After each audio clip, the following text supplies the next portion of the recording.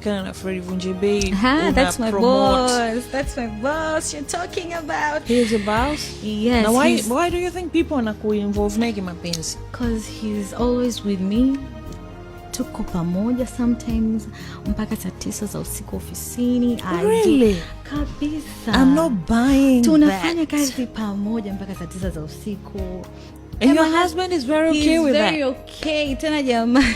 Damn, man. Yani. And do you think your husband is in love with you? Why not?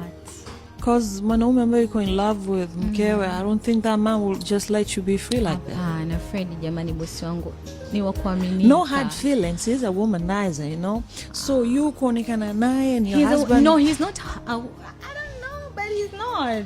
Yes, he's not. That is why I'm saying no hard feelings. Yes. There's a lot of women ambao wanakuwa involved na yeye. Kabisa. Lakini how nini people take him and how he is ni vitu vile tofauti. It's vile tofauti. Yes. So the way people take him and how he is ni vitu vile tofauti. That is why you're spending mpaka saa 9 za usiku na yeye. Kazi, we supervise, we do snaps. Yeah. At night.